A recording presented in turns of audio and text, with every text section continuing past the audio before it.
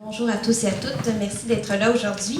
Donc, aujourd'hui, pour notre table ronde, Scénariser la santé mentale quand les infirmières et historiennes se font scénaristes, j'ai le très grand plaisir d'accueillir Marie-Claude Tifo, historienne spécialiste des institutions psychiatriques québécoises et canadiennes, qui est professeure titulaire à l'École des sciences infirmières de la Faculté des sciences de la santé de l'Université d'Ottawa, titulaire de la recherche de la francophonie canadienne en santé et directrice de l'unité de recherche sur l'histoire du nursing. Après son étude sur le champ francophone de la désinstitutionnalisation en santé mentale et celle sur la déshospitalisation psychiatrique et l'accès aux services de santé mentale, elle a piloté le projet des institutions et des femmes, évolution du nursing psychiatrique au Québec, également subventionné par les Instituts de recherche en santé du Canada. Projet duquel est né le web documentaire sur l'histoire du nursing psychiatrique, Les infirmières de la folie. À la suite du projet Le matrimoine culturel des hospitalières, une recherche participative et interactive et une formation intensive à l'Institut national de l'image et du son, l'INIS, Dr Tifo dirige le projet de recherche-création, Script, scénarisation de récits individuels de parcours psychiatriques transinstitutionnels, projet que nous allons vous présenter aujourd'hui. J'ai aussi le plaisir d'accueillir Marie Lebel, qui est historienne et professeure au programme interdisciplinaire de l'Université de Hearst, Ontario, Canada, chercheuse associée à l'unité de recherche en histoire du nursing de l'Université d'Ottawa et professeure associée au programme de doctorat en sciences humaines de l'Université Laurentienne. Après des études en histoire européenne et un doctorat en histoire intellectuelle, elle a amorcé des recherches en histoire de la santé mentale. Ses travaux et publications dans ce dernier domaine abordent tout spécialement le milieu minoritaire franco-canadien. Par le biais d'approches qui puisent tout autant à la socio-histoire qu'à la narrativité créative, elle revisite les manières de mettre en récit des données de recherche. L'exercice de scénarisation qu'elle mène dans le cadre du projet Script puise aux archives médicales pour raconter les facettes d'une disparition. L'histoire d'Ulysse, disparue en 1966 à la suite d'un internement psychiatrique, est racontée afin de donner à voir de manière créative la portée historiographique des sources consultées et une trajectoire individuelle éclairant les conditions de soins psychiatriques en contexte régional à l'heure de la désinstitutionnalisation. J'ai réussi à le dire 2 fois sans m'enfarger, c'est quand même bien. Donc, avant d'entrer dans le vif du sujet, je voulais juste vous expliquer un peu mes recherches et on part de où. Donc moi, j'ai fait ma maîtrise sur la représentation des troubles mentaux au cinéma et à la télévision. Puis mes recherches étaient en recherche-création, j'ai écrit des scénarios. Puis j'ai écrit un scénario de court-métrage avant de faire ma recherche et un scénario de court-métrage après avoir fait ma recherche. Puis ce que je me suis rendu compte, c'est que justement, ma recherche m'a appris différentes informations sur comment mettre en scène et scénariser les troubles mentaux. Puis après ma maîtrise, je me suis rendu compte que c'était un sujet qui était encore inexploré puis qui méritait d'être approfondi. Donc, j'ai décidé de continuer au doctorat en recherche-création, ce que je fais présentement. Et ma thèse porte vraiment sur comment raconter le trouble mental au cinéma et à la télévision et comment le scénariser. Donc, c'est vraiment les scénarios qui sont ma matière première. Scénario de script, dont je vais parler très, très bientôt. Mais pourquoi se demander comment scénariser la santé mentale? Pourquoi se poser cette question-là? En fait, moi, ce qui m'intéresse de comprendre, puis d'analyser, de questionner, c'est les répercussions des représentations négatives de ces troubles mentaux. Puis c'est ce qui est ressorti dans mes recherches à la maîtrise, c'est que souvent, on va dépeindre les personnages de manière très caricaturale ou stéréotypée. On va utiliser les mêmes stéréotypes. Par exemple, un des plus connus, c'est qu'une personne qui a un trouble de santé mentale va être une personne violente. Donc, au début de mes recherches, j'analysais des films d'horreur. Et en analysant les films d'horreur, je me suis rendu compte que tous les personnages avaient des troubles de santé mentale. Et là, je me suis dit, il y a clairement un problème, il y a quelque chose qui est pas normal dans ce corpus. Donc là, je me suis concentrée vraiment sur cette représentation et sur ces clichés qui continuent d'être représentés année après année et qui, malheureusement, le cinéma et la télévision servent d'influenceurs. Quand on regarde des films, on va se rappeler de ce personnage qui nous a marqués. Puis ensuite, dans la société, on va croiser une personne qui a peut-être ce même trouble mental. On se dit « Ah oui, mais je connais ce personnage-là qui l'avait aussi, il va probablement agir de la même façon. » Mais c'est souvent, malheureusement, très erroné parce que ce qu'on a vu dans le film, c'était pas très fidèle à la réalité. Donc, je suis très consciente qu'en tant que créateur, scénariste, on ne fait pas nécessairement des représentations cliniques. On n'est pas là pour dépeindre exactement comment ça se passe, mais c'est pas ça que je revendique comme étant négatif ou problématique. Je suis pour la créativité et la liberté d'expression. mais c'est d'être conscient et consciente que nos représentations peuvent avoir un impact néfaste sur la société par la suite, et justement au processus de scénarisation, de se dire de quelle manière je peux dépeindre mon personnage, que ça va être, oui, intriguant, oui, il va y avoir des rebondissements narratifs, oui, il va y avoir des effets propres au médium cinématographique ou télévisuel qui vont être intéressants pour les spectateurs, spectatrices, mais qui va être fidèle et représentatif du personnage et du trouble qu'on veut mettre en scène. Et c'est ce qu'on explore aussi dans Script, dans notre groupe de recherche, c'est comment scénariser et raconter le trouble mental et comment on peut le faire, comment c'est possible de les mettre en scène. Puis ce qu'on voit souvent dans les films, vous avez tous vu cette scène où un personnage est en crise, et il va se lancer au sol, s'arracher les cheveux, crier, puis on se dit, c'est quoi qui se passe, c'est quoi ce diagnostic? On représente les symptômes de la folie, là, que je dis entre guillemets, puis ça pourrait être tous les troubles mentaux et aucun simultanément, puisque ça ne veut absolument rien dire, toutes ces crises exagérées qu'on met en scène. Donc, dans mes recherches doctorales, je m'intéresse vraiment à la manière dont on peut scénariser, donc analyser didascalie par didascalie, quel terme je vais prendre pour représenter tel trouble mental. Est-ce qu'une hallucination audio, une hallucination visuelle ou auditive est le meilleur moyen de représenter tel symptôme? Est-ce qu'on peut le faire avec la lumière? Est-ce qu'on peut le faire avec les décors? Est-ce qu'on peut le faire par le cadrage, par le travail du corps de l'acteur ou de l'actrice? Et voilà, donc toutes ces réflexions m'ont mené à la rencontre du groupe de recherche Script. Script, c'est un projet sur 2 ans qui, mensuellement, les chercheurs suivent des ateliers d'initiation à l'écriture scénaristique avec moi, donc de l'idée de départ jusqu'au synopsis, comment écrire une scène, comment écrire des dialogues, comment construire un personnage, et avec toutes sortes de petits exercices, ont appris à écrire un court-métrage de 10 minutes. La série s'appelle, donc, c'est un groupe de recherche interuniversitaire, Université d'Ottawa, Université de Hearst, Université de Sherbrooke et Université de Montréal. Et les 7 chercheurs ont écrit chacun leur scénario de 10 minutes. Et la série de scénarios s'appelle « La vie est comme une bicyclette, il faut avancer pour ne pas perdre l'équilibre », qui est très représentatif aussi de notre mission en santé mentale. Et la bicyclette est un thème qui revient dans chacun des scénarios. Donc, je vais m'arrêter là pour le moment, mais je vais continuer à ajouter pendant la conversation. Maintenant, ça, c'était de moi, je pars de où? Et maintenant, j'aimerais vous entendre, vous partez de où? Quand on arrive à Script. Allez, non, je la laisse. Je te laisse aller. OK, alors, moi, je suis une ancienne infirmière en psychiatrie. Alors, au lieu de travailler McDonald's ou Walmart, je travaillais à l'hôpital psychiatrique pour faire mes études. Alors, j'ai fait un bac en histoire, une maîtrise en histoire, un doctorat en histoire, tout ça en travaillant en psychiatrie. Et ma thèse de maîtrise, alors à Ottawa, on dit une thèse de maîtrise, alors mon mémoire portait sur l'enfermement des femmes en prison et en asile, une analyse comparative. Et j'ai eu l'accès au dossier psychiatrique des patients de l'hôpital anciennement Saint-Jean-de-Dieu, devenu Louis H. Lafontaine, devenu l'Institut universitaire de santé mentale de Montréal. Et j'ai fait une recherche dans les dossiers et j'ai été passionnée par ce travail de l'historienne, d'avoir un autre point de vue, un autre regard sur la réalité, sur le plancher, le département de psychiatrie où je travaillais. Alors, de là, j'ai décidé de poursuivre au doctorat. Et là, je me suis amusée à dépouiller près de 8000 dossiers psychiatriques. Alors, vous allez dire, wow, 8000, c'est beaucoup. En nombre, oui, mais souvent, c'est un dossier de 1921 contient peut-être 3 pages. Un dossier de 1897, 1 page. Alors, le contenu était assez léger, assez simple. Mais la grande découverte qui a fait que j'ai voulu me lancer dans cette carrière de devenir historienne sur les asiles et ensuite sur les patients, les patientes et ensuite sur les personnes qui travaillaient, les soignants qui travaillaient auprès des personnes institutionnalisées, c'est l'amour de l'archive. Alors, cette archive qui nous parle, cette archive qui nous raconte la vie d'une autre époque, d'un autre temps, une archive qu'il faut découvrir, déchiffrer, qu'il faut comprendre. Et à travers ces formulaires très, très administratifs, de l'hôpital Saint-Jean-de-Dieu, j'ai découvert des lettres.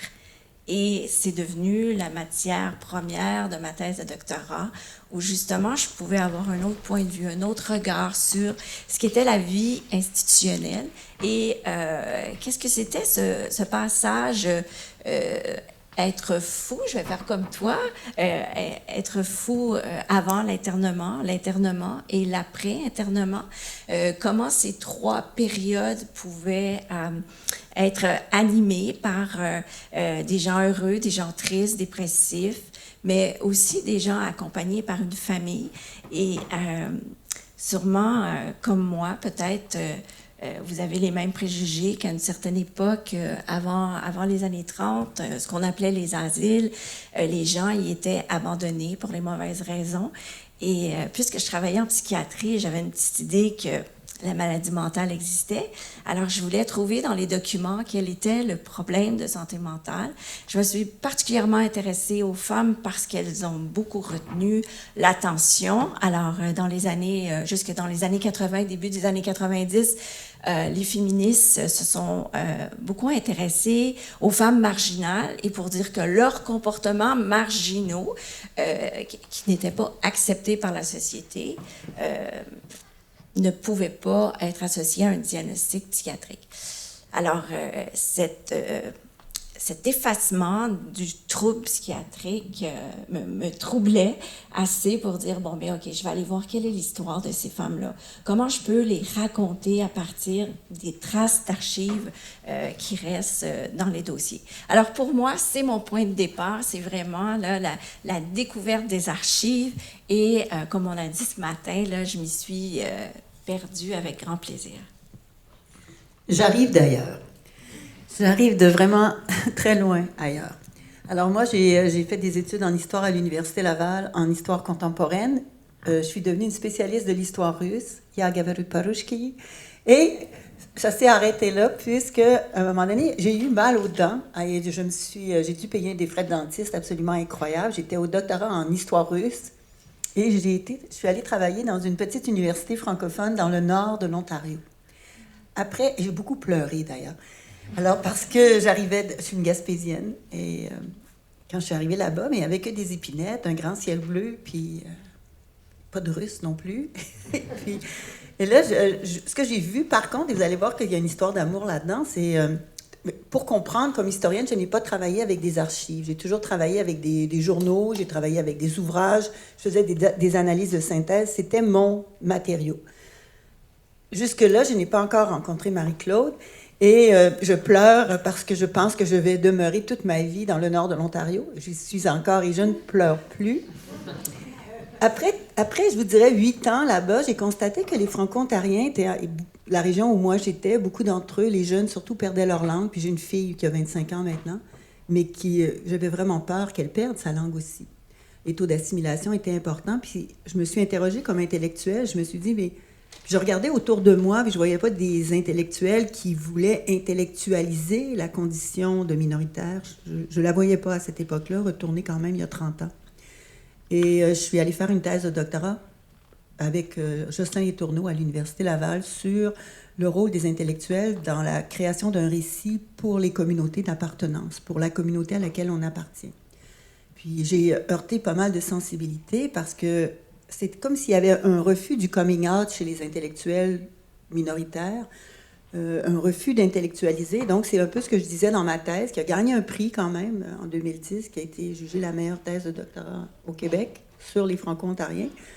Sauf que je n'ai pas encore travaillé avec des archives, vous le comprenez. Et moi, je rencontre, à cette époque-là, en 2005, je rencontre Marie-Claude, puis elle me parle toujours des archives. C'est très agaçant pour moi, parce que... Vraiment, je ne vois pas ce qu'elle y trouve. Et puisque je ne m'étais pas fait tant d'amis du côté des intellectuels franco-ontariens en leur disant qu'ils n'avaient pas vraiment joué leur rôle dans la défense de l'identité franco-ontarienne, elle m'a dit, mais pourquoi tu ne travailles pas avec moi sur la désinstitutionnalisation psychiatrique chez les minoritaires, dans les communautés minoritaires? Parce qu'on le voyait. On voyait que des centres de counseling apparaissaient, on voyait que les asiles psychiatriques fermaient, on voyait que des centres de transition apparaissaient. Puis finalement, elle m'avait convaincue, j'avais vraiment le goût. Elle avait 8000 dossiers, elle vous l'a bien dit, n'est-ce pas? Et moi, je me disais, ben, peut-être que je vais avoir au moins peut-être 5000 dossiers ou 500 dossiers, j'aurais été contente. Et or, il n'y en avait pas de dossier parce que le principal asile psychiatrique du nord de l'Ontario venait de fermer. En 2013, il va être détruit. En 2011, il ferme ses portes. Puis moi, je les cherche, ces archives. Donc, quand on parle des archives en milieu psychiatrique, ce sont les dossiers patients. Et dans les dossiers patients, il y a des notes infirmières qui décrivent la condition du patient. Il y a des notes de médecins qui décrivent les différents diagnostics. Il y a des mots des parents qui disent « Est-ce que je pourrais avoir des pilules pour mon prof? » Pas pour mon prof, pour mon proche. Alors, mais je n'avais pas accès à ces archives-là. Vous riez. Pendant 10 ans, je les ai cherchées. Et j'ai été obligée de me transformer, de devenir une sociologue, une ethnologue, une anthropologue. Parce que pour être capable d'avoir accès à l'information, moi, ce que j'ai fait pendant 10 ans, c'est des interviews, des entretiens auprès de psychiatres, auprès de soignants, auprès d'infirmières, des femmes qui avaient été formées, certaines d'entre elles, des franco-ontariennes, qui avaient été formées à Saint-Jean-de-Dieu, qui avaient fait des stages, donc des franco-ontariennes qui avaient étudié au Québec pour être capables de soigner en français. Puis graduellement, j'ai vu à travers ces entretiens que les soins s'anglicisaient, que les hôpitaux spécialisés, parce qu'on peut décrire l'asile comme un lieu mauvais, et en fait, il y a eu des épisodes où il y avait beaucoup d'humanité. Donc, il faut encore une fois faire preuve de nuance. Et j'ai finalement eu accès à des archives il y a 3 ans. Après, je travaille là-dessus depuis 2012-2011. Et j'ai eu accès aux archives, finalement, grâce à un disparu. Alors, en 1966, il y a un francophone de North Bay qui disparaît. On ne l'a jamais retrouvé encore. Sa famille le cherche. Et puisqu'il le cherche, j'ai lu ça dans un journal il y a 3 ans, puisqu'elle le cherche, sa famille, ils ont tous vieilli. Hein. Calculez le temps qui s'est écoulé, 66 à aujourd'hui, c'est près de 60 ans. Il le cherche encore et il se rappelle, il parlait de lui dans le journal.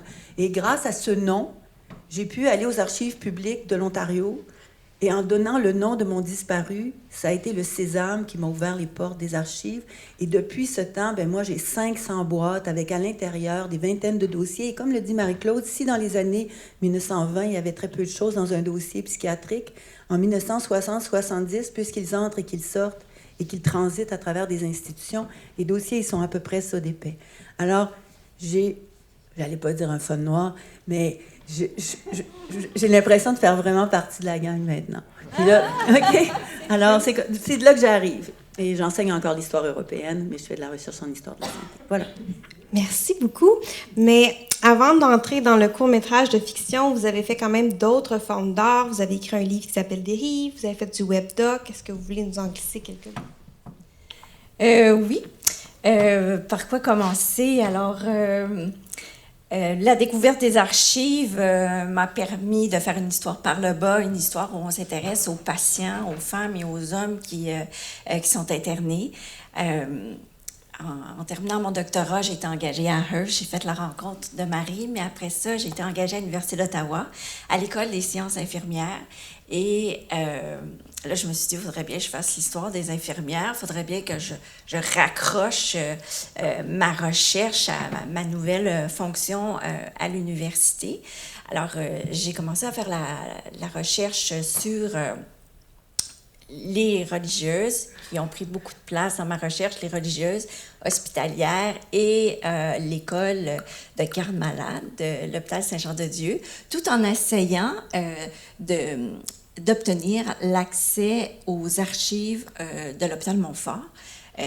Alors là, c'était toute une autre histoire parce que Saint-Jean-de-Dieu, c'est un hôpital pour la psychiatrie. Alors, tous les patients ont un dossier psychiatrique, tandis que l'hôpital Montfort, qui est l'hôpital francophone d'Ottawa, c'est un hôpital général qui a un département de psychiatrie. Alors, à travers tous les numéros de dossiers qui existent, comment récupérer seulement ceux qui sont passés par le département de psychiatrie? En faisant tout ça, finalement, on travaille sur la déshospitalisation, la désinstitutionnalisation et le projet des institutions et des femmes pour mettre un petit peu à l'avant-plan l'histoire des religieuses, l'histoire des gardes malades, puis cette histoire qu'on ne connaît pas. On connaît quand même peu l'histoire des infirmières, mais là, les infirmières psychiatriques, on connaît très, très peu. Alors, c'est la démarche avec le web de documentaire, avec Martin Bonnard, qui nous a grandement aidés, que j'ai été initiée à une nouvelle forme d'écriture où, dans le web documentaire, il y a un dessin animé. Alors, il y a 3 histoires. Moi, je raconte une histoire, l'histoire d'Emela qui va devenir Charles-Henri parce qu'elle devient une religieuse. Alors, cette histoire-là en dessin animé, il fallait faire les mood boards, il fallait faire le storyboard. Mais là, celle qui dirigeait la recherche était un peu tannée de nous lire. C'est trop long, il faut couper, arrêtez de décrire. On va le voir, l'image, elle est là. Alors, comment dire en si peu de mots tout ce qu'on voulait raconter? Pour une historienne qui est habituée à la note de bas de page, c'était pas si simple. Alors, de cette expérience et de ce grand plaisir de d'écrire et de raconter autrement, comme on l'a dit tantôt, je me suis inscrite à l'INIS pour apprendre ce métier, apprendre cette façon d'écrire, quitter mes tics d'historienne, enlever un peu la couche de la scientifique, comme Marie-Claude m'a dit hier, pour justement faire ressortir mon plaisir d'écrire, mais de raconter des histoires vraies, mais en intégrant de la fiction, en ayant la plume peut-être plus simple, plus accessible. Alors, le projet Dérive qui a été un point de départ et qui m'a permis là, d'utiliser l'histoire de Gina, un chapitre du livre pour écrire le scénario d'un long métrage, qui est un travail toujours en cours. Et de mon expérience de l'INIS que j'ai adorée, je me suis dit à mon équipe de recherche, il faut que vous appreniez à écrire comme ça. Il faut qu'on change notre façon de publier. Vous savez, les articles scientifiques, nous sommes 3 à les lire. Alors peut-être si on écrit autrement, on va rejoindre d'autres personnes, on va raconter la santé mentale autrement, on va sensibiliser plus de gens. Puis j'étais très motivée jusqu'au jour où j'ai compris, les problèmes de subvention, trouver un réalisateur, un producteur, tout ça, c'est aussi compliqué que la recherche scientifique comme je la faisais auparavant. Mais disons que avec Dérive, c'est ce qui m'a vraiment plongée dans ce grand plaisir de scénariser. Marie, toi, t'arrives d'où? J'arrive encore là. Moi, je suis un peu... On est le yin et le yang. Moi, j'ai une insistance sur la méthode. La méthode, la rigueur de l'historienne, le métier d'historien, le culte du document. Et ça a été dur pour moi, puisque je n'avais pas d'archives, vous allez vous en rappeler. Alors, quand j'ai écrit, j'ai travaillé avec des entretiens, et puis là, je m'efforçais, puisque j'apprenais, si vous voulez, l'approche sociologique un peu plus. Alors, les premières publications, ça a été surtout là, des études sérieuses, savantes, publiées dans des revues savantes. Avec des statistiques, avec beaucoup de citations, beaucoup de notes en bas de page. Mais il y a un côté givré chez nous aussi. Moi, je suis une dessinatrice, je voulais aller aux Beaux-Arts, j'ai fait du théâtre, j'en fais encore. Fait que là, ça me torturait un peu. Alors, non seulement elle avait des archives, mais en plus, elle s'amusait maintenant. Non. J'ai été un peu dans le projet. J'ai fait un webdoc toute seule, comme une grande, avec une stagiaire de premier cycle. On a eu beaucoup de plaisir. On avait des entretiens d'infirmières qui avaient travaillé autant dans les asiles psychiatriques dans les années 50 que de nouvelles infirmières qui travaillaient dans les années 2000 et qui avaient une formation totalement différente. On a pris, ça c'est intéressant ce travail-là, parce que nous avons pris des paroles qu'elles avaient prononcées. Donc nous travaillons toujours dans la véracité, dans le vrai. On prenait les paroles de ces infirmières-là de diverses générations, puis on a créé 2 avatars. Donc, une jeune infirmière qui venait de débuter, mais en fait, pour que ça marche un peu, parce qu'elle avait travaillé avec une infirmière qui avait un bagage plus ancien. Là, c'est un peu l'idée d'archéologie. c'est que mon ancienne infirmière, sans avoir 90 ans, elle en avait à peu près 60, parce que c'est moi qui vais jouer le rôle dans le film. Donc, mais elle possédait une archéologie de pratique dont elle avait hérité en discutant avec d'autres. Donc, on a créé cet avatar qui représente un peu les institutions psychiatriques et qui transite vers la désinstitutionnalisation. Et cette jeune infirmière qui, elle, nous parle de l'ensemble du réseau de soins dans les communautés avec leurs forces et leurs faiblesses.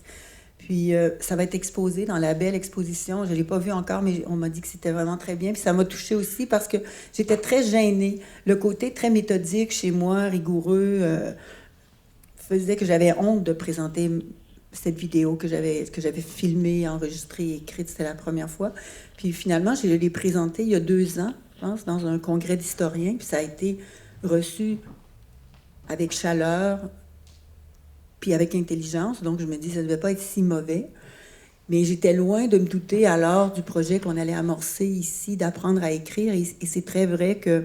Donc, moi, j'ai fait ce web... C'est pas un webdoc, moi. J'ai fait une vidéo. C'est ce que j'ai fait. Alors, avec un texte, en créant des avatars. Puis on avait des gros cartons pour jouer.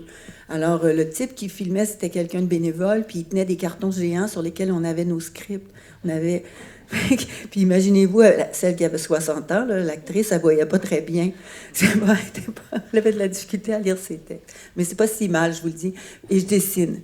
Donc, ce que je me suis aperçue, puis j'ai beaucoup aimé ce matin en écoutant Constance, moi, vous allez le voir plus tard dans mon processus d'écriture, le dessin apparaît parce que vous savez que quand on travaille avec des archives, on ne peut pas nécessairement utiliser tous les éléments qui permettraient de reconnaître la personne. En fait, il faut garder la confidentialité, l'anonymat, c'est sacré.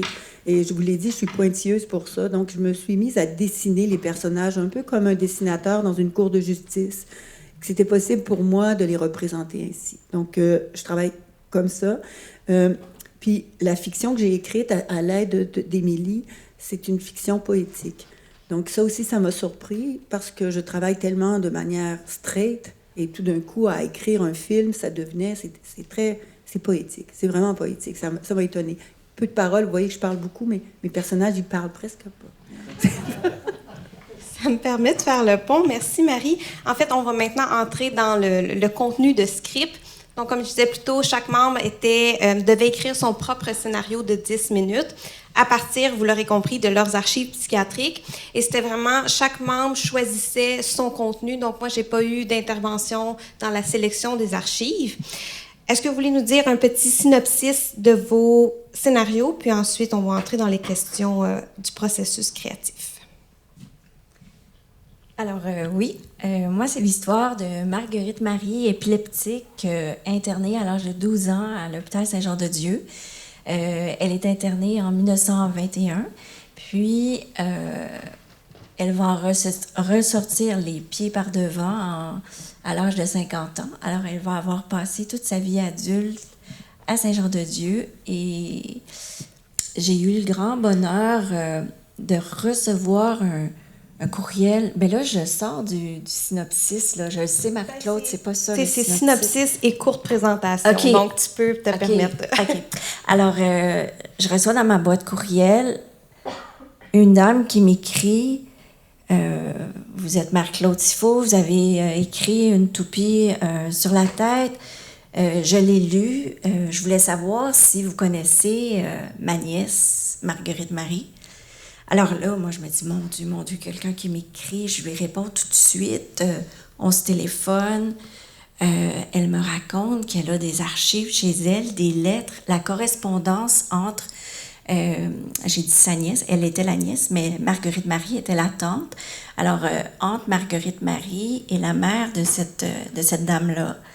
Et elle dit, j'ai des ouvrages de broderie aussi. Alors, tout de suite, l'historienne, ne jetez rien, gardez tout.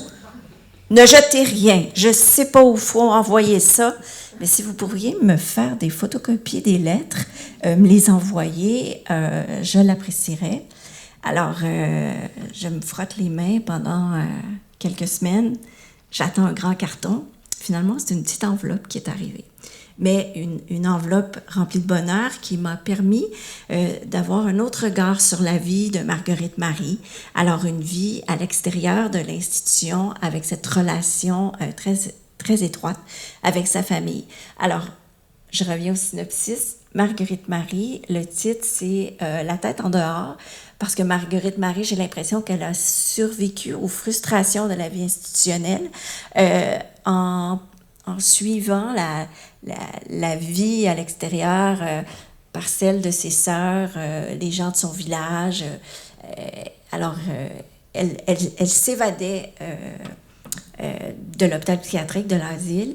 Et c'est pour ça que c'est une histoire. Qu'est-ce que je t'ai dit que c'était? Du réalisme Du magique. réalisme magique. J'ai pas fini ma formation, c'est pour ça. Alors, c'est là que j'en suis. Moi, ça s'appelle L'homme à la bicyclette, mais ça ne pourra pas rester ce nom-là parce qu'il y a des bicyclettes dans l'ensemble des productions, donc c'est devenu perdu. Et il faut vous dire que la première réflexion avant qu'on amorce ce projet-là, c'est sur la disparition.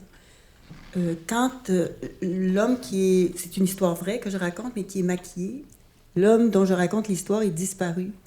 Mais c'est grâce à lui que j'ai pu avoir accès, vous le savez, aux archives. Donc, c'est comme une disparition qui amène la découverte, qui amène la lumière.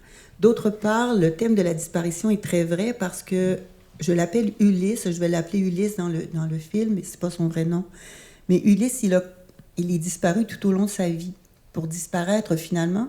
Et cette disparition-là, parce qu'il va disparaître, fait que la famille parle, le rend public. Sinon, on n'aurait jamais su. Alors, c'est une vie ordinaire, la vie ordinaire d'un homme malade, okay, mais qui apparaît grâce à sa disparition. Alors, le synopsis, moi, je l'ai dit tout à l'heure, c'est une fiction poétique inspirée d'un parcours psychiatrique réel. La vie d'Ulysse, un jeune Canadien français de l'Ontario, bascule à l'âge de 10 ans à la suite d'une encéphalite qui le laisse amoindri intellectuellement. Dans le contexte des années 60, la méconnaissance des troubles psychiques par les proches et le manque d'accès des soins dans un village relativement isolé font que la famille et l'enfant, devenu homme, peinent à surmonter les limites mentales consécutives à la maladie. À chaque jour, Ulysse disparaît un peu plus. L'internement devient inévitable. Ulysse continue de disparaître. En fait, j'avais pas de finale, j'ai écrit cette phrase-là. Mais c'était beau jusque-là. Merci beaucoup. Donc, Marie-Claude, est-ce que tu peux nous parler de l'apprentissage des codes de la scénarisation puis comment ça sert à ton récit? Oui. Alors,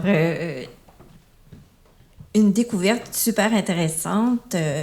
Comme j'ai expliqué, je travaille dans les archives. Je m'amuse à lire entre les lignes. Alors, j'essaie de comprendre ce qui n'est pas écrit, ce qui n'est pas dit, ce qu'on ne voit pas. Et à force de lire les dossiers, on comprend qu'il y a des choses qui se passent, mais ce n'est pas écrit textuellement. Et puisque je suis historienne, je n'ai pas vraiment le droit d'inventer ce qui est écrit, ce qui n'est pas écrit entre les lignes. Alors, on utilise un petit peu la note de bas de page pour recentrer le propos. Et là, avec les codes de la scénarisation, j'ai laissé tomber les notes de bas de page et j'ai plongé entre les lignes pour raconter ce que je comprenais de l'institution à force de lire les dossiers, de comprendre quelle était la lourdeur de vivre en institution et d'avoir cette espèce de limitation à recevoir ou non des membres de la famille, d'avoir ces interactions avec le personnel soignant, avec les religieuses, les infirmières, les gardiens, les gardiennes. Comment les gens qui vivaient à l'intérieur de l'institution psychiatrique vivaient dans leur propre monde et ils avaient une façon de voir, de comprendre ce lieu qui n'avait rien à voir avec ce que nous, comme chercheurs de l'extérieur, on remarque quand on étudie l'institution psychiatrique, les rapports de pouvoir, les rapports difficiles entre les soignants, les soignés, toutes les frustrations d'être en institution et que les petits moments de bonheur apparaissent rarement dans la littérature. On s'y attarde très, très peu. Alors là, en racontant l'histoire de Marguerite Marie, en m'inspirant bien sûr des faits réels, son diagnostic, alors épileptique, internée à l'âge de 12 ans, qu'elle a beaucoup de crises d'épilepsie, alors elle tombe ou il y a des périodes où elle a moins de crises. Ses parents, sa mère ne vient pas la chercher pour un congé à la maison. Alors, toutes ces espèces de règles de l'institution, je peux les retravailler, mais en représentant ce lieu avec une nouvelle couleur, avec de nouveaux mouvements, parce que raconter Marguerite Marie dans un texte scientifique, c'est assez plat, même si je veux bien être une historienne du sensible, mais dans le court-métrage, ma Marguerite Marie, mais je la fais rire, je la fais courir, elle est toujours essoufflée, elle est espiègle. Alors, tout ça, c'est ce que je comprends de son parcours de vie, mais je l'invente. Alors, ça laisse une grande liberté qui me permet de planter le décor, mon décor, l'institution psychiatrique comme je la comprends, de comprendre aussi comment Marguerite Marie, quel est son grain de voix, comment elle bouge dans son corps, comment elle s'attache aux gens qui sont près d'elle, comment elle aime les câlins, les bisous, ce que je ne peux pas vraiment faire comme historienne. Alors, il y a une espèce de grande liberté qui me permet de raconter un parcours psychiatrique d'une façon différente, en mettant l'accent sur des choses réelles, des moments réels qui peuvent faire partie de la grande histoire qu'on raconte rarement, parce que souvent cette histoire de la psychiatrie est logée dans une histoire très sombre, dans ce cas-ci de l'histoire du Québec. Alors ces nouveaux codes-là me permet de travailler avec des images, avec du son et avec un corps qui bouge, un corps qui pense, un corps qui rit. Alors, il y a une espèce de grande liberté, toujours avec cette rigueur historique qui fait que, au bout du compte, à la fin du court-métrage, la Marguerite Marie qui sera racontée, elle est quand même très proche de cet enfant qui a été interné à l'âge de 12 ans. Je vais me permettre de rebondir sur ce que tu viens de dire, parce qu'en t'écoutant parler, ça me faisait penser, l'Institut psychiatrique devient presque un personnage dans ton scénario. Puis c'est un personnage, si on continue de l'appeler ainsi, qui est tellement souvent représenté négativement. L'Institut psychiatrique, c'est la place où les gens vont se faire torturer dans les films, mais dans ton scénario, c'est pas ça du tout. Il y a de la lumière, il y a des rires, il y a des chants d'oiseaux, donc tu amènes aussi cette douceur par l'institution. Je trouve que c'est très beau aussi. Oui. Bien, merci. Alors, si tu veux financer mon film, je pourrais finir ma version 5 très bientôt. Mais oui, mais c'est de déconstruire ces préjugés, ces idées préconçues sur l'institution psychiatrique, mais aussi sur ces personnes qui ont un trouble de santé mentale. Moi, j'ai surtout étudié les personnes qui ont un trouble de santé mentale grave, alors chronique, là, qui ne guériront pas. Et la pauvre Marguerite Marie est pas née à la bonne époque, parce qu'aujourd'hui, on n'est pas institutionnalisé parce qu'on a l'épilepsie. Mais à partir de 1909, il y a vraiment une loi où les gens dangereux pour eux ou dangereux pour les autres, d'apparence monstrueuse ou épileptique, étaient institutionnalisés. Alors, c'est une autre époque, c'est une autre façon de penser, mais il ne faut pas penser à nos libertés d'aujourd'hui quand on regarde en 1920 qu'est-ce qui se passait.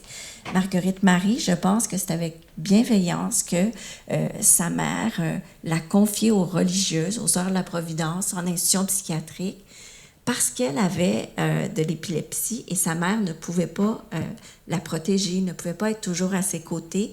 Et je suis certaine que sa mère pensait que c'était le meilleur endroit pour elle.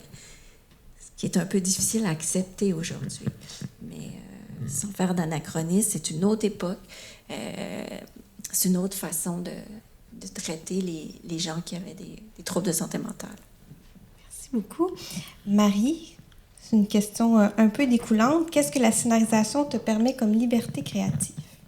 Je rejoins Marie-Claude, mais en même temps, je vous dirais que je n'ai pas encore toute la liberté que j'entends chez elle. Moi, je vous dirais que par rapport au personnage lui-même, dont la vie est tragique, je suis pas, c'est pas là que je me suis pas permis de le décrire heureux mais ce que j'ai senti par contre, et là j'étais capable, j'avais beaucoup de latitude, c'était les proches autour de lui qui continuent de voir le trouble de santé mentale comme leur époque voyait le trouble, et donc qui quelque part s'inquiètent pour leur fils, et c'est à travers eux surtout que moi je pouvais écrire. Donc c'est toujours, ça, elle me faisait remarquer, Émilie, on voit beaucoup Ulysse dans le récit à travers des regards et des miroirs et à travers des fenêtres. On le voit, c'est pas lui qui se regarde, j'aimais ça, c'est Hervé qui travaille beaucoup à... Non, c'était pas Hervé, c'était le... Voyons, en tout cas, vous avez un présentateur tout à l'heure qui était avec la double caméra, mais moi, il se verra pas, Ulysse, il se voit pas. On entre un petit peu dans son parcours parce qu'il est décrit dans le dossier médical, mais c'est les parents qui le voient à travers la fenêtre et qui soupirent. Il y a le père qui est déçu, il y a les frères qui... Parce que j'ai pu avoir accès à ça par ailleurs quand je l'ai découvert. Moi, c'est dans le journal, donc on ne l'avait pas suffisamment aimé. On avait ce sentiment-là. Donc, la liberté créatrice, je vous avoue que je n'ai pas encore été capable, pour Ulysse, de me laisser aller à l'inventer. Il est encore l'Ulysse du dossier médical, très méthodique. Alors, j'avais écrit ma section ici, « Qu'est-ce que la scénarisation me permet comme liberté créative ?» Mais ça a été une révélation que le projet script, parce que j'étais réellement coincée dans mon métier d'historienne, par le souci de la rigueur, de la méthode, de la démarche, du cadre théorique. Parallèlement, j'avais un objet d'étude et des sources qui criaient, entendez-moi, qui criaient littéralement, parce que quand on lit des archives, des dossiers médicaux, ça crie. Ça dit le malaise, ça le dit le malheur. Alors, ça criait littéralement pour être dite sérieusement, certes, mais entendu différemment. C'est comme si les voix que je découvrais dans ces archives-là ne voulaient pas que je les dise comme j'avais raconté auparavant. Souvent, avant que ne s'amorce le projet, je faisais sourire de moi, pas rire de moi, mais sourire de moi en disant à des collègues que j'entendais des voix.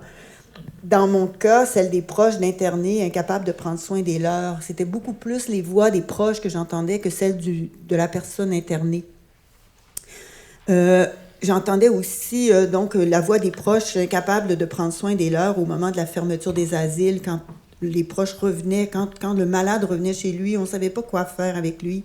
J'entendais les voix, celles des groupes communautaires qui se démenaient pour mettre en place les premiers centres d'intégration pour ces personnes aux prises avec des troubles de santé mentale qu'on avait confiés pendant des décennies à des institutions. Comment ça se passait dans les villages? Est-ce qu'on avait les personnes pour prendre en charge? Moi, c'est ces voix-là que j'entendais.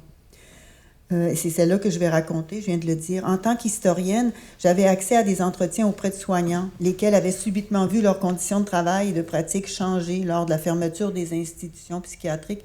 Donc, j'ai aussi parlé de ça, de comment ça s'est passé quand les gens qui sortaient des asiles arrivaient. Qu'est-ce qu'on fait avec eux? Qu'est-ce qu'on met en place? Moi, j'avais cette parole-là avant même d'avoir accès aux archives. Et c'est ça aussi qu'on entend dans mes récits. Quand on m'en parlait, il y avait de l'émotion, il y avait du désarroi, il y avait de la colère et de l'incompréhension. J'ai tout ça sur enregistrement. Puis je me disais, bien là, ils vont être déçus quand ils vont voir l'article que je vais tirer avec mes statistiques. Alors qu'il y avait toute cette émotion-là qui était présente. Or, comment raconter ça sans prendre parti, sans verser dans l'essai? Leur voix m'accompagnait alors que je présentais des tableaux, des stats, des analyses socio-historiques standards. L'écriture scénaristique ou dramaturgique à partir des archives et des données cumulées m'amène ailleurs. Elle me permet l'émotion, elle invite à la sensibilité. Par ailleurs, elle réveille chez moi une audace qui ne se permet pas d'être impertinence. Je ne suis pas capable de faire le saut dans... J'ai encore cette retenue-là, c'est... J'illustre, j'écoute, je fais entendre, je fais apparaître, je dévoile. Je visite l'arrière-scène, un peu comme Marie-Claude l'a bien dit. J'allume des projecteurs, mais j'ai encore de la retenue de l'historienne. Je le dis, mais ça fait pas si longtemps qu'on travaille en scénariste. Fait que j'apprends, mais il y a de la retenue, là. Je dis pas que vous avez pas de retenue, les cinéastes. C'est pas ça que je dis. C'est que nous, on est comme pris, c'est comme un traumatisme presque. Tu n'as pas le droit d'inventer. Voilà. Merci. Marie-Claude, tantôt, tu parlais des infirmières psychiatriques. Puis si un autre groupe qui est mal représenté au cinéma et à la télévision, c'est bien les infirmières psychiatriques, avec, comme vous avez sûrement vu le film One Flew Over the Cuckoo's Nest, avec la fameuse infirmière Ratched, qui a même eu son spin-off série Netflix. Bon, mais plein d'autres films montrent des infirmières psychiatriques de manière très cruelle, froide, vont forcer les patientes dans le bain avec violemment. Mais toi, dans ton scénario, on n'est pas là du tout. Tu as une très belle relation entre sœur Marie-Reine et la patiente Marguerite Marie. Comment tu as approché cette relation-là dans ton scénario? Peut-être à partir de mon expérience comme infirmière. Alors, infirmière psychiatrique pendant 18 ans. J'ai développé des relations avec les patients. Alors, je travaillais en pédopsychiatrie et le travail de l'infirmière au cinéma, dans les séries, c'est terrible. On est toujours des personnes très méchantes, très violentes. C'est comme le discours qui vient avec cette image de la folie qui est toujours assez excessive, exagérée. Les patients en crise. Et si vous êtes amateur là, de séries télé, là, les deux populaires, je pense, en ce moment, Indéfendable et Stat, à toutes les semaines, il y a un fou qui arrive dans le scénario pour faire du mouvement, des effets spéciaux, des crises. Alors, le fou, toujours entre guillemets, est très utile. Alors, moi, je ne m'en vais pas là du tout parce que j'ai eu des patients. Vous savez, quand on travaille en institution psychiatrique, on vit avec eux. On fait notre chiffre de 8 heures qui parfois devient un 16 heures. Mais on vit avec eux. On est dans leur maison, on est dans leur cuisine, dans leur salon, dans leur salle de bain, dans leur chambre. Alors, on vit plein de moments d'intimité. On vit, oui, des moments de crise, mais on vit aussi des petits bonheurs, des joies. Et ça, je trouvais que il n'y a pas beaucoup de représentation de ça. Mais à travers mes archives, j'en ai vu, pas beaucoup, mais j'en ai vu. Alors, c'est comme si ça m'autorisait à aller dans cette direction-là. Et Marguerite Marie, qui est assez espiègle, mais elle peut être assez fatigante aussi. Comment, j'imagine qu'une enfant de 12 ans, ça devait être important d'avoir un contact physique avec quelqu'un, de partager ce qu'elle pense, ce qu'elle découvre, revendiquer ce qu'elle veut. Alors, j'ai pensé à sœur Marie-Reine, qui est une hospitalière, qui s'occupe d'elle au quotidien, qui la dispute quand elle parle trop ou quand elle frappe les copatients. Alors, j'ai pensé que c'était une façon de raconter autrement qui permettait de remettre en place un petit peu qu'est-ce qu'on connaît de l'intérieur de l'institution, même si c'est dans les années 20. On a beaucoup dit, je n'ai pas besoin de le souligner ici, comment les communautés religieuses ont été portées au banc des accusés pour tous les torts qu'on a dit sur les institutions psychiatriques. Elles n'étaient pas toutes nécessairement violentes, méchantes. Puis je pense qu'il y en a plein qui étaient pleins de bienveillance, plein d'humanité. Puis je trouvais que ça donnait une façon à Marguerite Marie de s'exprimer, comme enfant, de se faire disputer, mais en même temps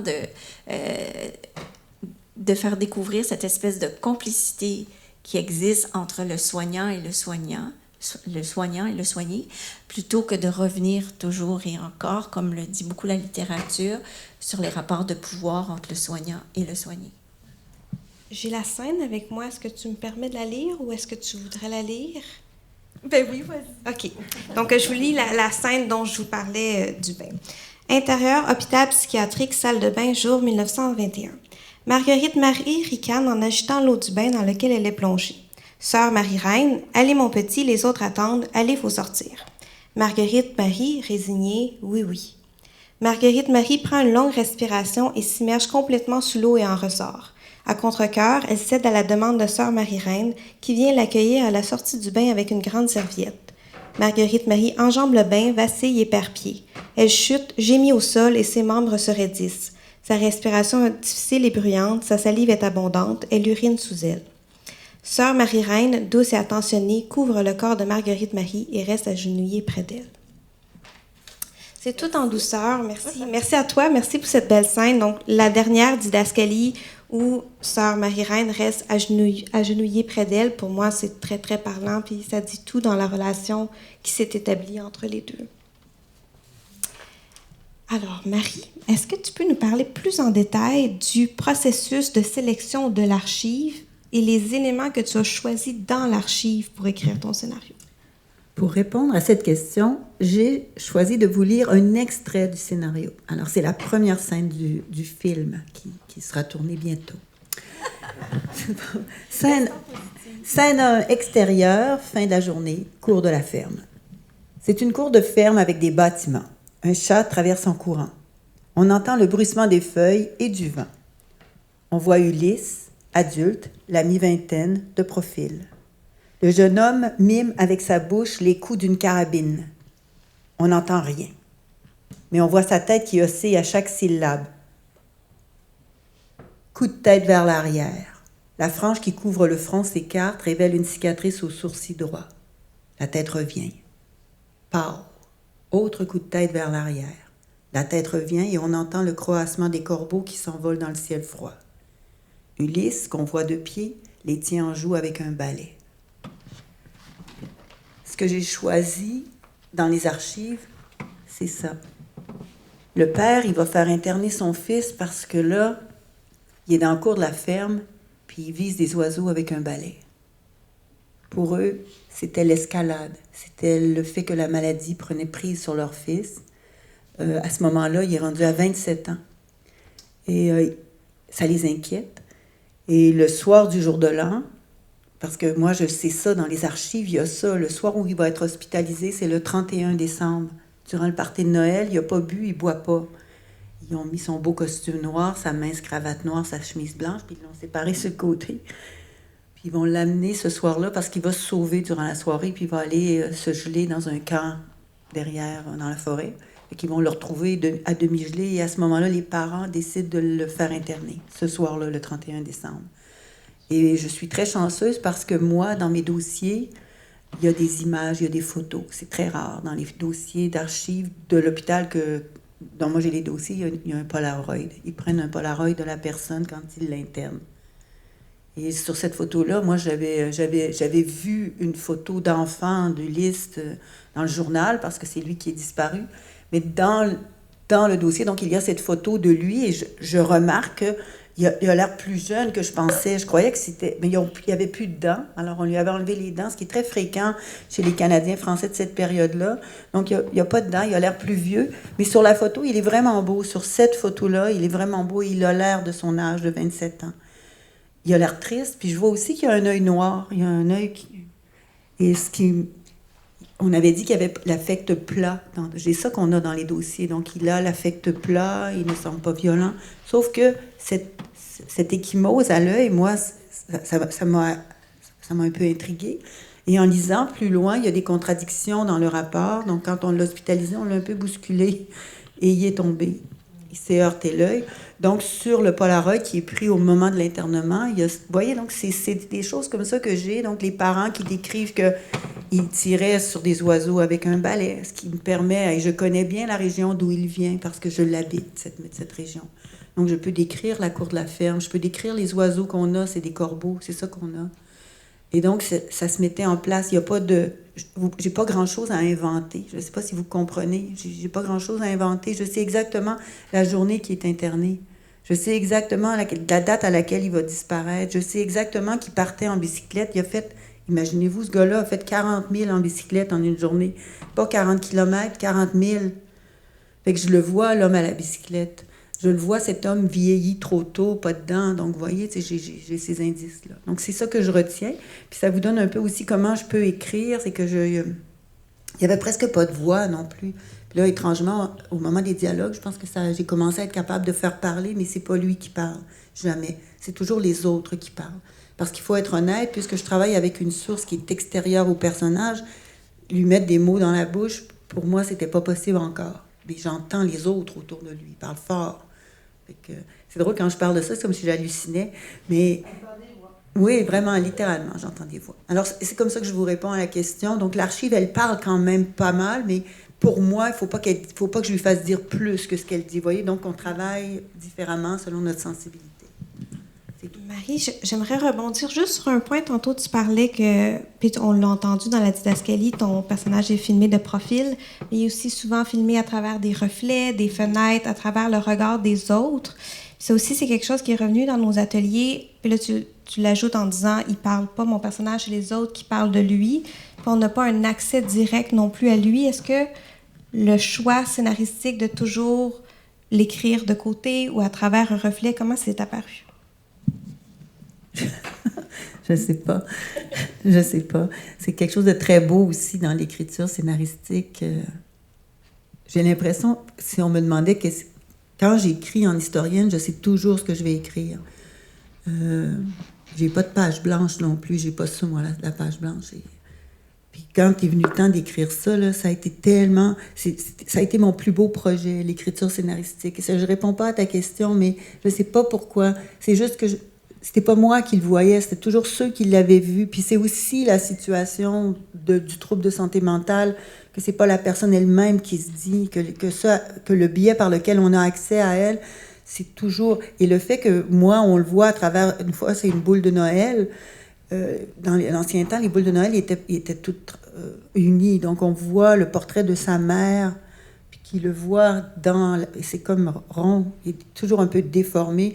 Les fenêtres aussi des vieilles fermes, c'était pas très clair. Donc il y a encore cette idée que cet homme qu'on voit, parce que moi je suis pas convaincue qu'il était si fou que ça, un peu comme Marguerite Marie, je suis pas convaincue du tout, mais il devenait difficile à vivre, il faisait honte à la famille, c'était, tu sais, le fou du village à bicyclette. C'est ça. Donc, pour répondre, c'est que je pense pas qu'on a vu vraiment qui il était. Comme historienne, je pourrais le décrire dans des statistiques, parce que, comme elle le dit bien, Marie-Claude, on en a vu d'autres. Mais ce récit-là, l'archive, pour moi, ça a été une belle découverte, je te le dis. Ça nous amène quelque part où il y a ce que le docteur voit, mais il y a la famille qui répond par ailleurs. « Ouais, mais vous pourriez pas m'en donner, des pilules? » Parce que ça, j'ai vu ça. Et on a retourné, je vous conte ça, je finis, parce que j'ai pas écrit l'histoire de ce gars-là, mais il s'appelle, je dirais pas son nom, on va l'appeler René. Il s'appelle pas René. Ouais. On va l'appeler René, mais René, ils vont le laisser sortir, mais il est violent, là. Il est vraiment violent, René, mais c'est la désinstitutionnalisation. La première fois qu'il a été interné, c'est dans une école de réforme. Après ça, il va pas cesser d'être interné dans des hôpitaux psychiatriques jusqu'à ce que la désinstitutionnalisation se mette en place. Puis là, on dit qu'il faut laisser sortir René. Mais René, il y a une femme, là, puis il est méchant. Puis il prend pas, s'il n'y a pas ses pilules, il est encore plus méchant avec elle. Elle écrit d'envoyer des pilules pour René, parce que, vous voyez, donc, ça a été ça aussi. Ça aurait été un personnage dont sur lequel j'aurais pu élaborer. Puis finalement, ça a été Ulysse. Un prochain scénario, peut-être. Marie-Claude, on va montrer ton mood board. OK. Alors, c'est plutôt une vision, là. Les éléments que je voulais apporter dans mon court-métrage. Alors, l'institution avec la tour qui est très symbolique là, de l'ancien Saint-Jean-de-Dieu, qui est importante parce qu'elle fait partie des histoires populaire, c'est là qu'est caché le monstre de l'institution. Alors, il y a toute une histoire par rapport à la tour. Les dortoirs, bien sûr, c'est une réalité de vivre en institution. Et à l'époque de Marguerite Marie, bien, ça pouvait ressembler à ça, des rangées de lits. Alors, vous voyez peut-être face à face la première rangée de lits, mais derrière ces rangées-là, il y a d'autres rangées. Alors, c'est une pièce immense qui loge dans un calme plat ici, la section des femmes, alors plusieurs femmes. Alors, il y a tout un brouhaha quand les femmes viennent pour se coucher ou quand elles se lèvent le matin. Un brouhaha et un désordre incroyable et bien sûr des odeurs qui imprègnent la pièce Martin, on a un dessin de cette photo-là dans notre webdoc. Les religieuses, pour moi, sont essentielles parce que je trouve que, surtout au Québec, on a fait une histoire très, très sombre des communautés religieuses alors qu'elles ont participé à construire notre système de santé. Vous allez dire qu'il ne va pas bien maintenant, notre système de santé, mais à une certaine époque, ces femmes-là avaient des épaules solides, avaient une tête qui voyait loin, qui voyait haut, qui était ambitieuse. Et ça, dans la volonté de mieux accueillir, mieux soigner, dans ce cas-ci, les sœurs de la Providence à Saint-Jean-de-Dieu. Et on imagine l'institution de l'intérieur, mais on le voit de l'extérieur aussi. L'extérieur, c'est assez impressionnant dans les années 20. Alors, il n'y a pas tous ces condos, il n'y a pas de centre d'achat, il n'y a pas de SAQ sur le terrain de l'Institut universitaire en santé mentale de Montréal. Alors, il y a des champs, il y a des arbres, c'est très fleuri, c'est très beau. Et j'ai des photographies qui le prouvent. Il y a beaucoup d'arbres, il y a des platanes, il y a des longues rangées de platanes pour aller vers la porte d'accueil du pavillon Bourget. Et je me suis imaginée Marguerite Marie sur une balançoire pour la faire voyager de l'institution à sa maison d'enfance dans son village.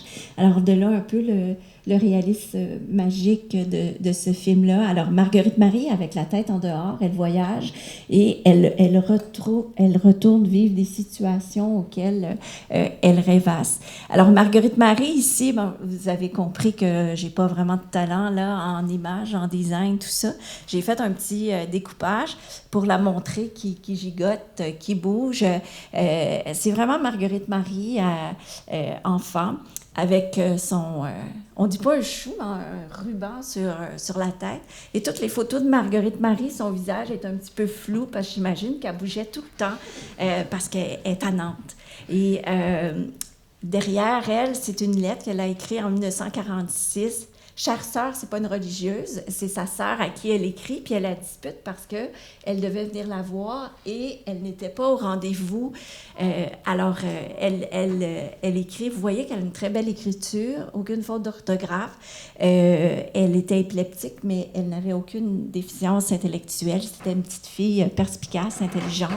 Et à ses côtés, il y a une citelle. Alors, un oiseau par lequel elle va voyager et sortir de Saint-Jean-de-Dieu. Elle va sortir, entre autres, dans un moment où elle est rendue plutôt jeune adulte et elle va aller aux ateliers de broderie. On faisait beaucoup de broderie à l'époque, alors les tâches... Les filles faisaient de la couture, de la broderie, les hommes travaillaient au champ. Alors, Marguerite Marie va, dans le court-métrage, broder des roses. Puis, en passant l'aiguille en dessous, elle va s'échapper pour aller rejoindre Emilio, qui est un petit garçon avec qui elle allait à l'école. Et il est devenu maire du village. Et puisqu'il est maire du village, elle suit sa vie à travers les journaux parce qu'elle est abonnée à la presse. Marguerite Marie, alors elle est curieuse. Et à travers l'histoire de sa mère, de ses sœurs qui se marient, à travers Emilio, qui est un homme public, elle s'invente des histoires, elle s'invente une vie. Alors la tête en dehors, elle s'invente une vie à l'extérieur de l'asile. Merci beaucoup, Marie. Marie-Claude, excuse-moi, on va passer à ton... Alors, vous connaissez l'histoire de mon disparu. Et puisque je suis tenue à la confidentialité, je ne l'ai pas représenté. Pourquoi est-ce que Marie-Claude peut le faire? C'est qu'il y a une distance dans le temps qui s'est écoulée. Donc, ses archives sont publiques, les miennes ne le sont pas. Alors, vous ne verrez pas le visage d'Ulysse, mais il est là. Je ne vous dirai pas où. Et je l'ai dessiné. Alors, vous voyez, ça, c'est un dessin en bas. On le voit avec son père. Le père, c'est le père qui va l'interner. Alors, c'est la journée de l'internement. Imaginez qu'il y avait son veston noir, parce que sur mon dessin, il ne le porte pas. Ensuite, c'est vraiment une photo d'Ulysse qui est là, mais j'ai mis la tête de Rimbaud, au cas où vous ne l'auriez pas reconnu. Alors, le clochard céleste, parce que j'imagine... En tout cas, donc, ça a été ma manière à moi de le présenter sans le divulguer. Je vous passe rapidement. La vie a fait que, en cherchant. J'aime pas ça parler. Est-ce que vous m'entendez si je parle comme ça? C'est assez fort. Alors, la vie a fait qu'en faisant des recherches par mots-clés sur Google, je suis tombée sur une photo d'école où l'enfant, où l'homme disparu est présent alors qu'il était enfant, juste avant d'attraper la maladie qui va changer sa vie. Alors, il est sur cette photo d'enfant. Je ne peux pas vous dire où il est, mais il est là. Alors, la photo de classe ici, mon disparu est là, enfant. Ce qui m'a permis de l'imaginer. Dans le film, on fait des allers-retours entre cet homme qui tire avec un balai sur des oiseaux et l'enfant heureux qui se rendait à l'école à bicyclette et qui avait des amis. Donc, il y a ces allers-retours dans le temps pour vous montrer qu'il n'a pas toujours été malade. La femme à la fenêtre, c'est sa mère. C'est Penny, pour Pénélope, un petit jeu de... Alors, c'est Pénélope et Ulysse. La mère, c'est celle qui nous permet de le voir et qui l'attend, qui pense qu'il va revenir un jour. Mais en fait, c'est un peu le contraire qui se passe dans la situation. Les archives, je voulais vous montrer ce que c'est qu'une boîte de dossiers médicaux. Alors, chaque cartable représente un dossier, donc une vie. Et c'est ça que j'ai entre les mains. Alors, il y en a 500 boîtes comme ça. Jusqu'à maintenant, j'en ai vu 14. Mais je n'ai pas besoin d'en voir 14. Il y a quelqu'un qui a dit quelque chose de très beau ce matin et qui a parlé des fragments. Alors, les fragments, c'est celle... Sylvain. Sylvain, c'est toi qui as parlé de ça, puis c'est tellement vrai. Alors, moi, je n'ai pas besoin des 500 dossiers parce que dans un dossier qui est un fragment, il y a tout. C'est comme ça que tu l'as dit, dans un fragment, il y a tout. Et j'ai pris ça en note. Parce que c'est exactement ce que je vis quand j'écris en ce moment. Les clés que vous voyez, ça va vous donner un aperçu. C'est l'hôpital de North Bay. L'hôpital psychiatrique de North Bay, il n'existe plus, il est détruit. Mais jusqu'en 2013, alors que ils vont le garder debout, je sais pas, en 2013, ils le rasent, mais dans une période de temps, tout le monde pouvait aller s'aîner là-dedans. Et c'est ceux qui connaissent l'Annonciation au Québec. T'sais, on passait devant l'Annonciation, mon père il disait « Lequel de vous est-ce qu'on va laisser ici cette année? » Ça nous faisait peur. Puis il y avait à North Bay, en Ontario, les gens disaient « On va te laisser sur la côte à North Bay. » La côte, c'était l'imaginaire de la folie.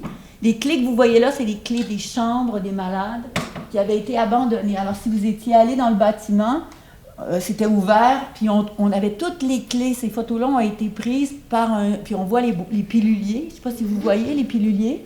Donc, c'est vraiment au moment, c'est là qu'a été interné Ulysse. C'est l'hôpital où il était, et la clé de sa chambre est probablement dans le lot que vous voyez là. La toute petite image en haut, c'est notre vidéo, la fois où on s'est essayé à faire un film. Alors, ma stagiaire de recherche, qui n'avait jamais fait de cinéma, puis on avait fait peut-être un peu d'improvisation, mais ça a été un extrait. Ensuite, et je terminerai là-dessus, la liste que vous voyez là, c'est ce qu'on trouve dans un dossier d'archives, c'est la liste des biens que possède la personne lorsqu'on l'entre à l'hôpital. Et moi, ça vient me chercher. Alors, ça donne la couleur, ça donne le tissu, c'est du Fortrel. Le Fortrel, je ne savais pas ce que c'est, mais c'est un tissu qui a existé il y a très longtemps, qui est très synthétique, les couleurs, comment ils étaient habillés. Et ça m'a beaucoup aidé à écrire. Il y avait sur lui des médailles. Sa mère, pour le protéger, avait cousu des médailles. Il avait 27 ans, mais il y avait 2 médailles sur sa camisole. Fait que, vous voyez, ça aide à écrire. Ça aide à écrire. C'est facile, mais c'est toujours à travers le regard de la mère, ou du père, ou des frères, ou du médecin que j'ai pu le voir. Alors, cui, mon histoire est finie.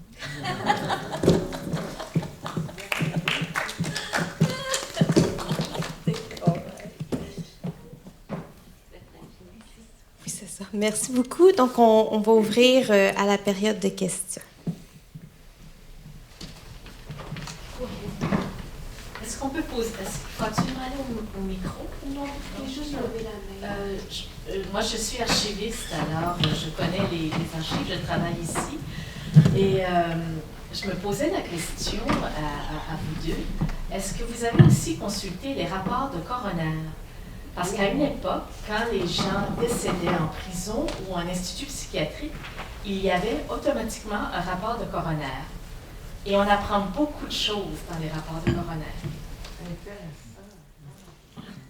Oui, c'est vrai. Moi, j'en ai consulté pour ma thèse de doctorat et ça m'a permis de voir d'autres histoires sur des femmes qui étaient à Saint-Jean-de-Dieu. Alors, sortir de la réalité hospitalière pour voir comment agissait la personne et comment elle était perçue aussi.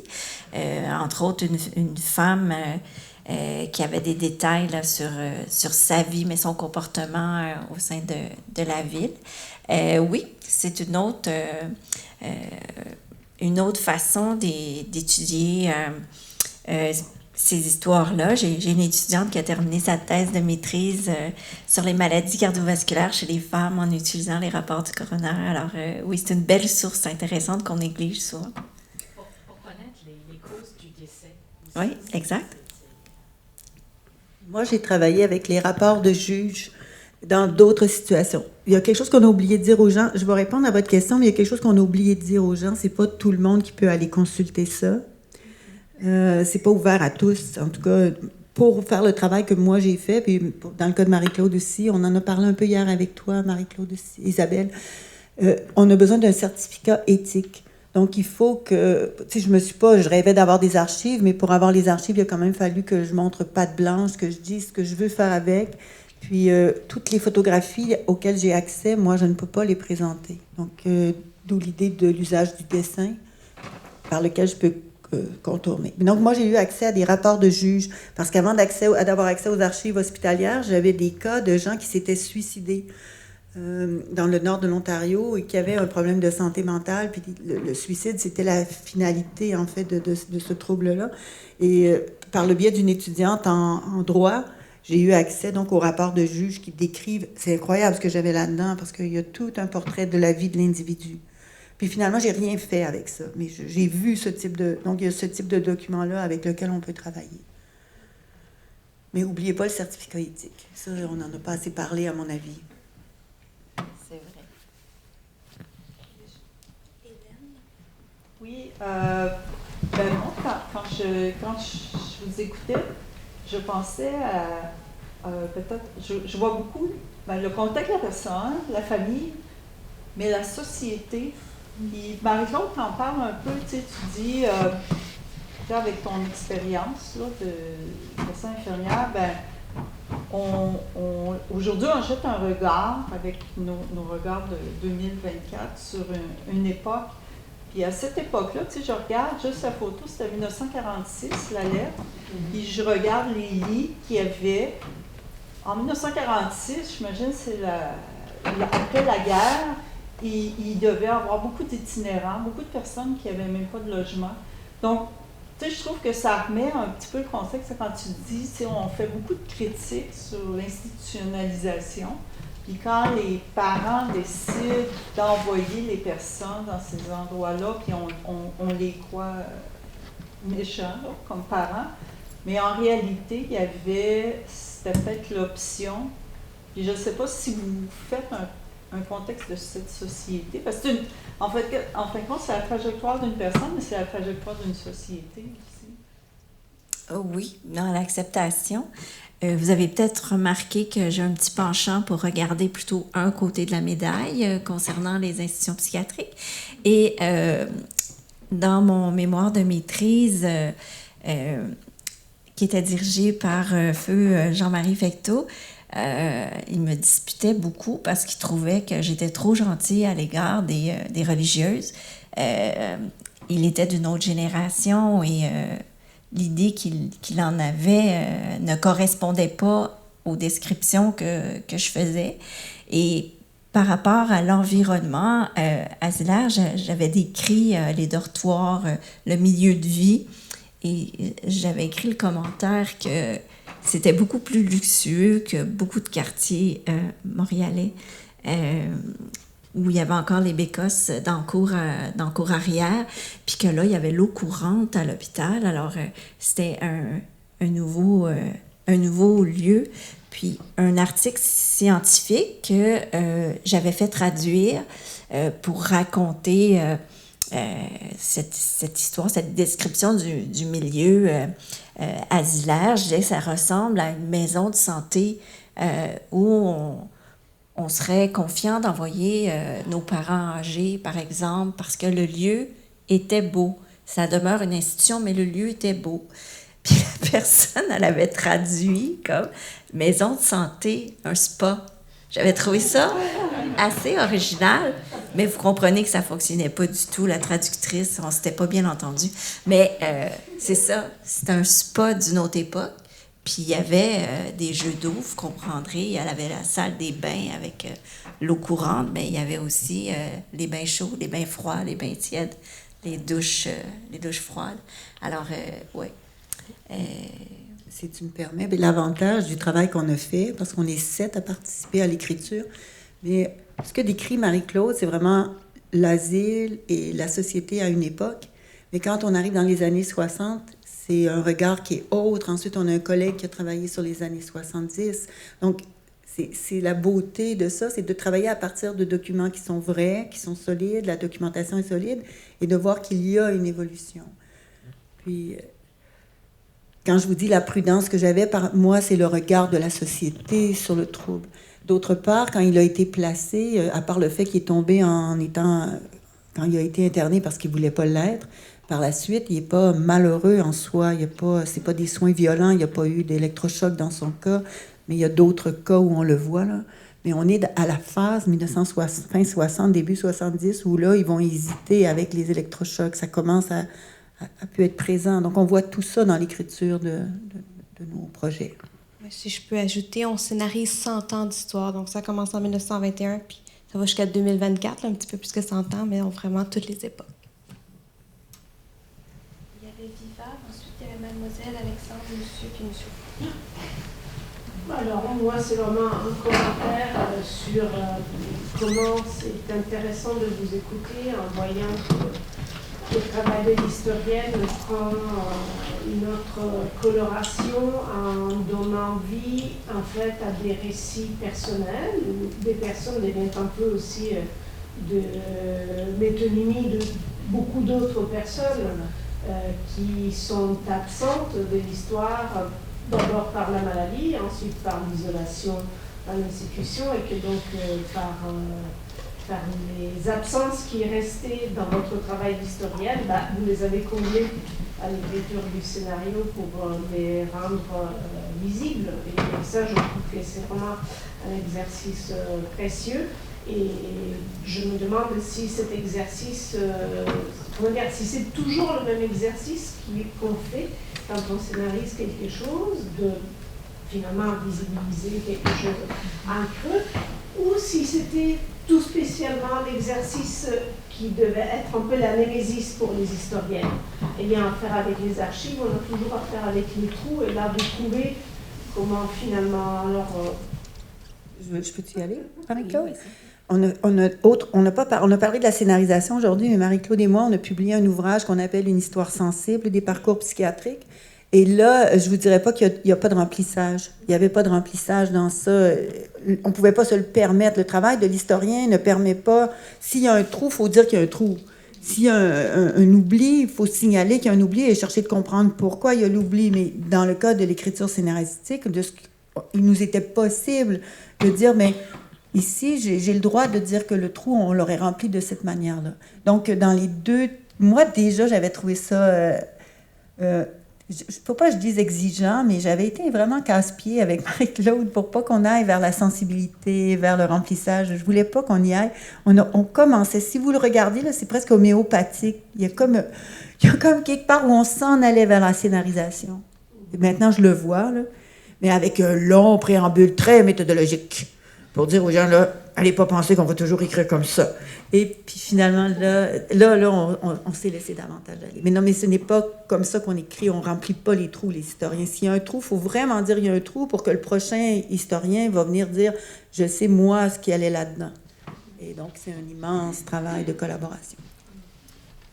Tu veux ajouter quelque chose, toi? Non, ça va, c'est super. T'es pas mal bonne. Bonjour.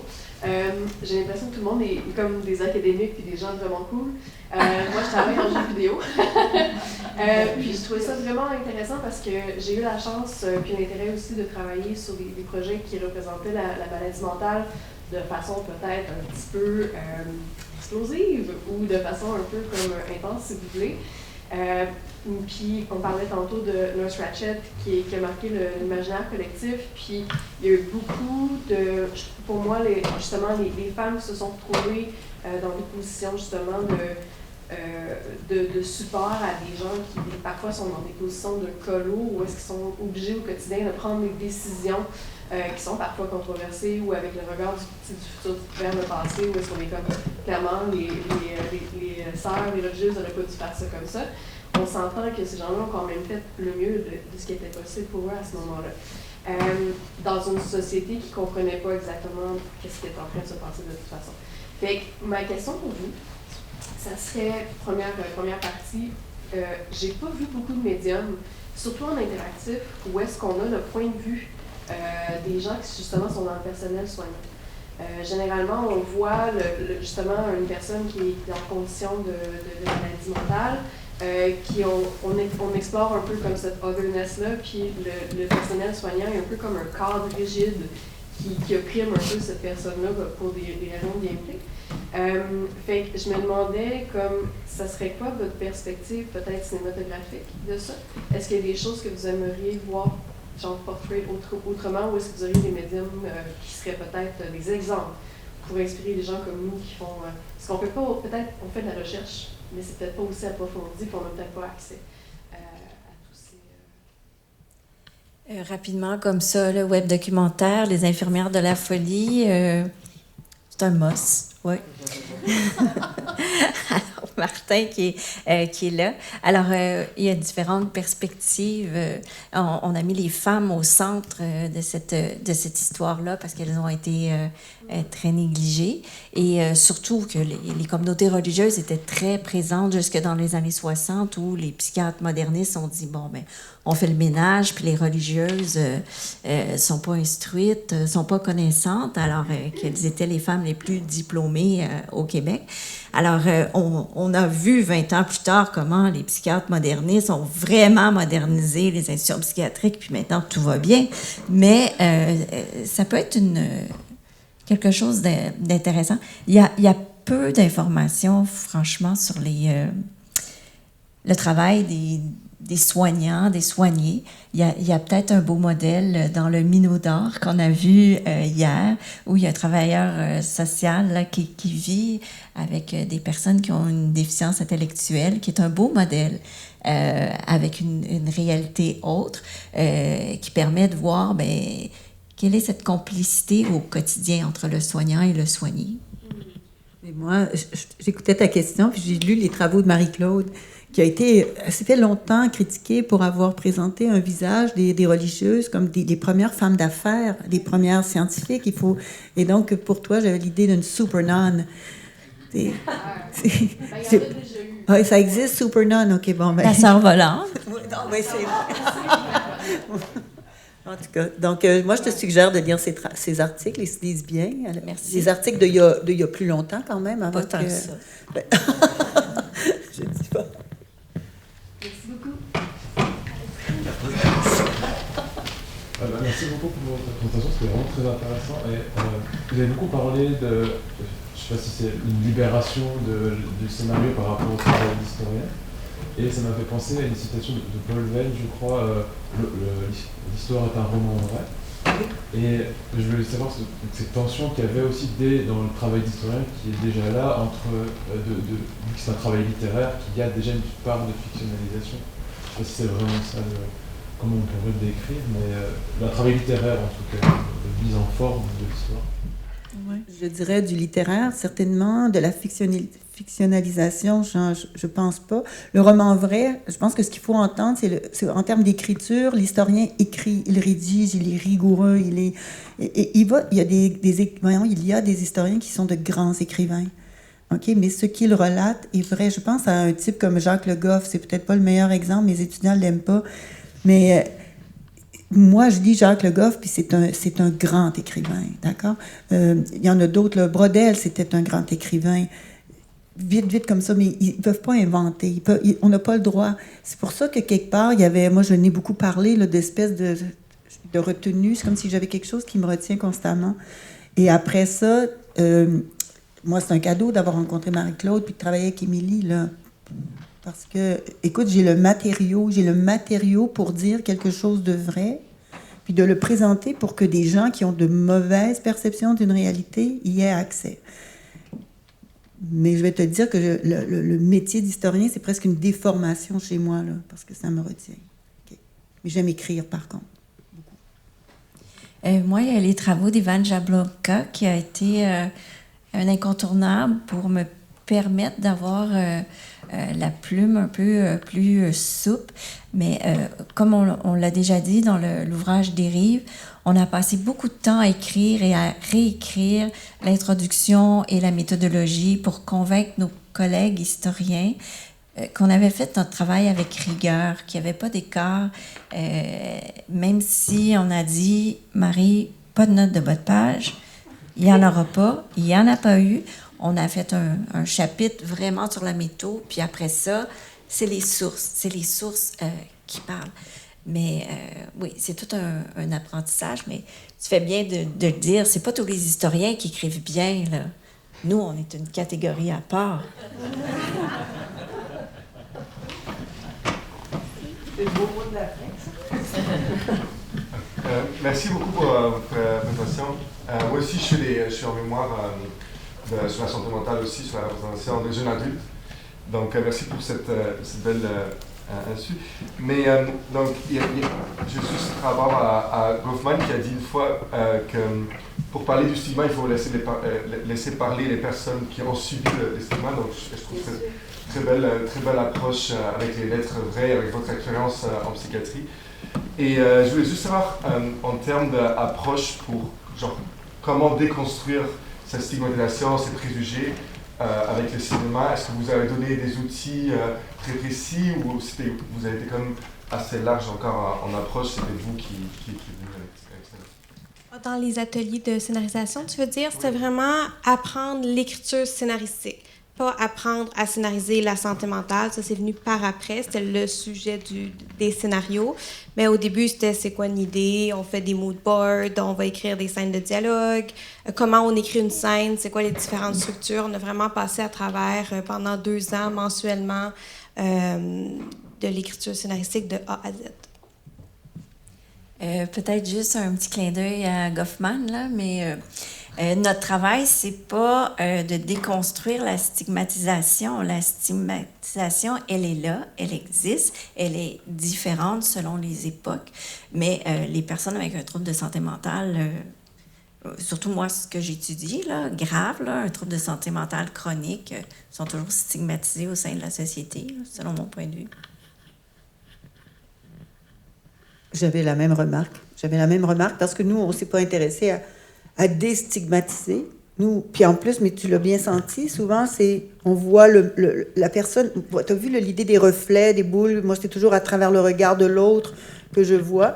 Même quand on traite des dossiers, dans les dossiers médicaux, c'est le regard du médecin sur le malade, c'est le regard de l'infirmière sur le malade. Alors, nous, on voit tout ça, puis après, on essaie de voir comment la personne malade, Marie-Claude, c'est celle qui le plus fait avec sa Marguerite Marie, qui l'a vraiment créée, où on la voit pas tant à travers le regard des autres. Mais moi, je suis encore beaucoup dans le regard de l'autre, mais ce regard-là, vous le voyez tel qu'il apparaît dans les archives. Il n'est pas exagéré. On va prendre une dernière question, parce que monsieur, ça fait longtemps qu'elle a main levée. Oui, mais je vais faire ça rapidement. Là, parce que je vois là. J'ai travaillé une 40aine d'années. J'ai fait 6 ans de recherche en santé mentale de terrain avec des personnes psychiatrisées et avec le personnel soignant.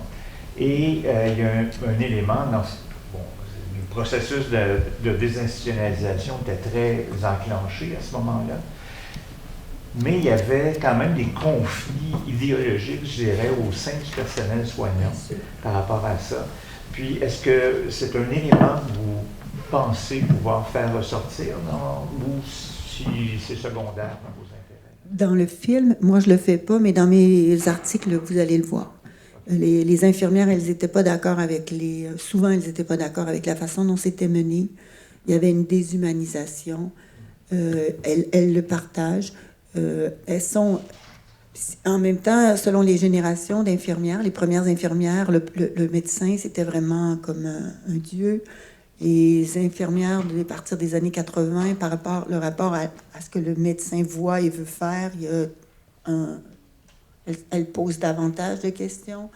Quand on a fermé moi, j'ai un cas où on a fermé un hôpital psychiatrique rapidement. Les employés n'avaient pas été avisés. Elles l'apprennent à la radio.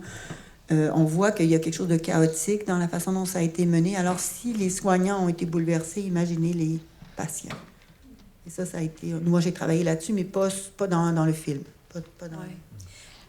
Alors, le projet, c'est une série de courts-métrages qui couvre 100 ans. Et on a des personnes qui sont pas ici aujourd'hui, mais qui couvrent les sujets comme les enfants du Plessis ou un patient qui est mis sous contention, puis que l'infirmière est nouvelle, elle réagit mal à cette situation-là. Alors, on voit, moi, je me promène dans les jardins, c'est très fleuri, là. Je vois, comme je vous ai dit, un côté de la médaille, mais on évolue dans le temps et on a d'autres perspectives, alors d'autres chercheurs qui arrivent avec d'autres points de vue pour avoir, justement, un portrait d'ensemble sur ces 100 années, là, qui a eu du chaos, quand même. Vous remercier de nous avoir accueillis. C'est vraiment cool de pouvoir en parler. On n'a plus de temps, mais merci beaucoup. Merci. Merci. Merci, Émilie.